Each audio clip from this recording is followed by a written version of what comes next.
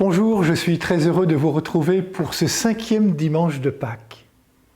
Nous sommes au soir du Jeudi Saint, la veille où le Christ se prépare à son arrestation et à sa mort. C'est dire l'importance des paroles qu'il va prononcer. Elles ne sont pas un slogan publicitaire ou bien des petites phrases que l'on prononce à l'emporte-pièce. Ces paroles ont une portée universelle. Elles s'adressent à nous, à toutes celles et ceux qui cherchent et veulent trouver un sens à leur vie. Des paroles fortes, des paroles qui donnent du sens. Des paroles qui nous parlent d'une vie en relation, d'une vie reliée.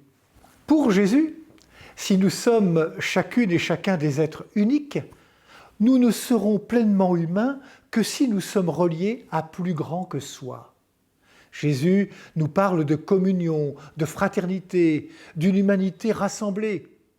Plutôt que de parler d'une foule qui n'est qu'un ensemble d'individus, Jésus nous parle d'un peuple. Et l'image que Jésus utilise pour nous en parler est celle de la vigne. Il ne l'a pas choisie par hasard, cette image. La vigne traverse toute l'histoire de la Bible. Le peuple d'Israël est la vigne du Seigneur, un peuple choisi par Dieu pour dire au monde que la vie en Dieu est féconde et qu'elle est faite pour donner du fruit. Avec Jésus, cette vigne n'a plus de frontières, c'est toute l'humanité.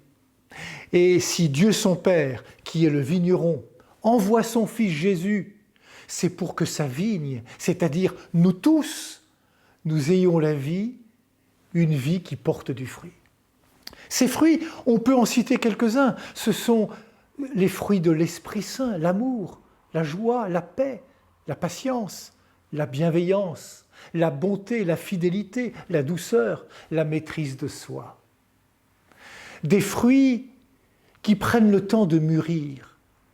Et ils ne pourront mûrir que si les sarments que nous sommes restent liés au cep, à la vigne, qui est Jésus.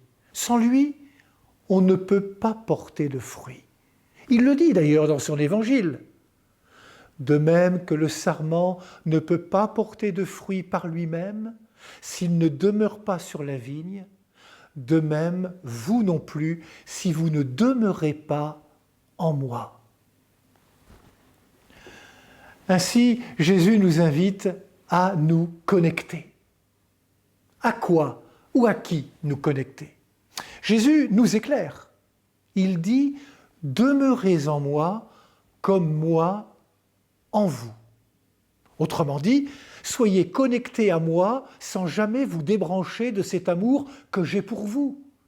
Il en va de notre liberté, de notre humanité et de notre fécondité. À quelle vigne se connecter?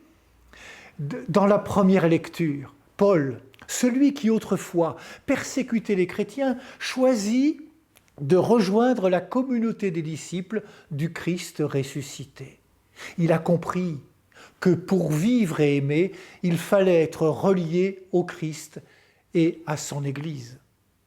L'Église, c'est l'ensemble de celles et ceux qui, par le baptême et la confirmation, sont reliés au Christ. Essaye de l'être un peu chaque jour. Et puis, il y a un mot que Jésus prononce plusieurs fois dans l'Évangile, un mot comme une provocation dans un monde de zapping, un mot qui dit la permanence et la durée, demeurer. C'est ce que le Christ nous propose comme chemin. Demeurez en moi comme moi en vous. Il faut du temps pour grandir, pour s'épanouir, pour trouver sa personnalité, sa place dans le monde, découvrir ce à quoi je suis appelé. Il faut du temps pour que la sève du Seigneur irrigue toute notre vie. En Christ, nous avons un point d'ancrage. En Christ, nous avons la stabilité pour affronter un monde éclaté. En Christ, nous avons la permanence, quelqu'un de sûr, sur qui on peut vraiment se fier et se confier. Nous désirons tous avoir des vies qui soient utiles, qui construisent le monde. En étant enracinés en Christ et en nous laissant tailler par le Père qui travaille sur le long terme, nous pouvons devenir cet être humain, cette personne humaine, selon l'Évangile et selon le dessein de Dieu. Et Dieu, le vigneron, est patient. Il nous laissera du temps pour nous convertir, pour changer notre cœur.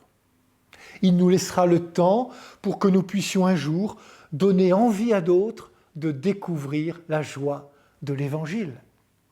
L'Évangile, non plus comme un livre d'histoire ancienne, mais comme le chemin d'un bonheur vrai et durable qui change une vie en l'ouvrant à Dieu et au monde. Le voilà, le désir de Dieu.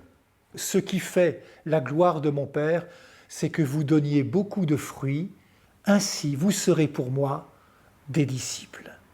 Alors, frères et sœurs, connectons-nous à Jésus-Christ. Nous ne serons jamais déçus. Il fera tout pour que nous portions du fruit d'avenir. L'amour, la joie, la paix, la patience, la bienveillance, la bonté, la fidélité, la douceur et la maîtrise de soi. Bon dimanche à toutes et à tous.